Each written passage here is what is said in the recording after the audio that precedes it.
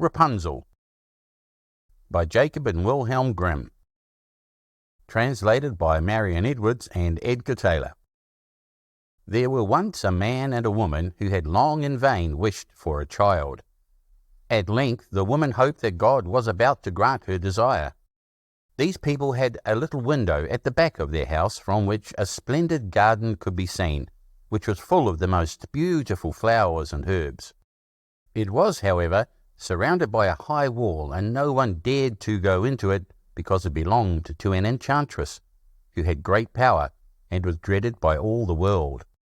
One day the woman was standing by this window and looking down into the garden when she saw a bed which was planted with the most beautiful rampion, Rapunzel, and it looked so fresh and green that she longed for it. She quite pined away and began to look pale and miserable. Then her husband was alarmed and asked, "What ails you, dear wife?" "Ah," she replied, "if I can't eat some of the rampion which is in the garden behind our house, I shall die." The man, who loved her, thought, "Sooner than let your wife die, bring her some of the rampion yourself. Let it cost what it will." At twilight he clambered down over the wall into the garden of the enchantress, hastily clutched a handful of rampion, and took it to his wife. She at once made herself a salad of it and ate it greedily. It tasted so good to her, so very good, that the next day she longed for it 3 times as much as before. If he was to have any rest, her husband must once more descend into the garden. In the gloom of evening, therefore, he let himself down again, but when he had clambered down the wall he was terribly afraid, for he saw the enchantress standing before him.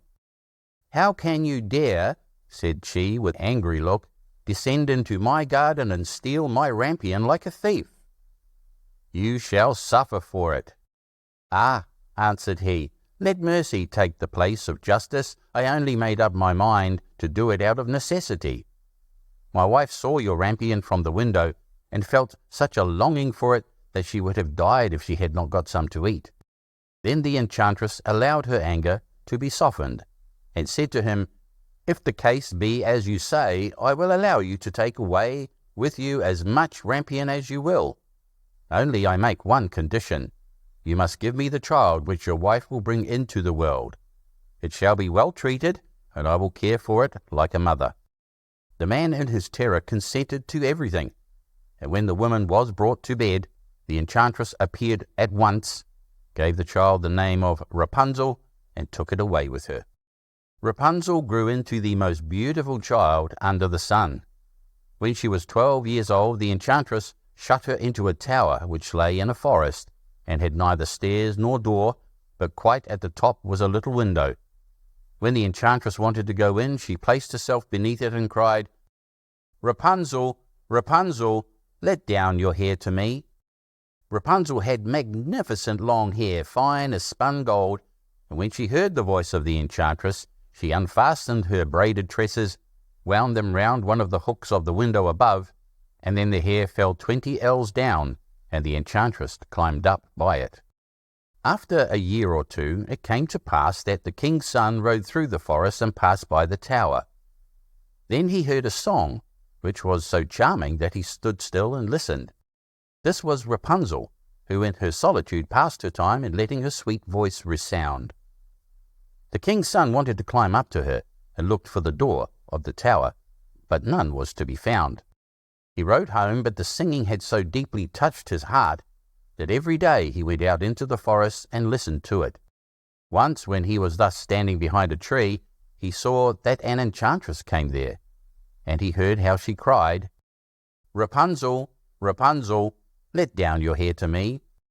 Then Rapunzel let down the braids of her hair, and the enchantress climbed up to her. "If that is the ladder by which one mounts, I too will try my fortune," said he. And the next day, when it began to grow dark, he went to the tower and cried, "Rapunzel, Rapunzel, let down your hair to me." Immediately the hair fell down, and the king's son climbed up. At first Rapunzel was terribly frightened when a man, such as her eyes had never yet beheld, came to her. But the king's son began to talk to her quite like a friend, and told her that his heart had been so stirred that it had let him have no rest, and he had been forced to see her. Then Rapunzel lost her fear, and when he asked her if she would take him for her husband, and she saw that he was young and handsome, she thought, "He will love me more than old Dame Gothel does," and she said yes, and laid her hand in his. She said, "I will willingly go away with you, but I do not know how to get down.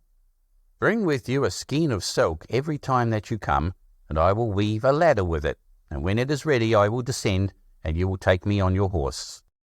They agreed that until that time he should come to her every evening, for the old woman came by day. The enchantress remarked nothing of this, till once Rapunzel said to her, "Tell me, Dame Gothel, how it happens that you are so much heavier for me to draw up than the young king's son. He is with me in a moment." "Ah, you wicked child," cried the enchantress. "What do I hear you say?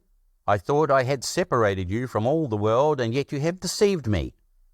In her anger, she clutched Rapunzel's beautiful tresses, wrapped them twice round her left hand, seized a pair of scissors with the right, and snip, snap, they were cut off, and the lovely braids lay on the ground. And she was so pitiless that she took poor Rapunzel into a desert, where she had to live in great grief and misery. On the same day that she cast out Rapunzel, however, the enchantress fastened the braids of hair, which she had cut off, to the hook of the window, and when the king's son came and cried, "Rapunzel, Rapunzel, let down your hair to me," she let the hair down. The king's son ascended, but instead of finding his dearest Rapunzel, he found the enchantress, who gazed at him with wicked and venomous looks. "Aha!" she cried mockingly. "You would fetch your dearest, but the beautiful bird sits no longer singing in the nest. The cat has got it, and will scratch out your eyes as well. Rapunzel is lost to you. You will never see her again." The king's son was beside himself with pain, and in his despair he leapt down from the tower. He escaped with his life, but the thorns into which he fell pierced his eyes. Then he wandered quite blind about the forest, ate nothing but roots and berries, and did naught but lament and weep over the loss of his dearest wife.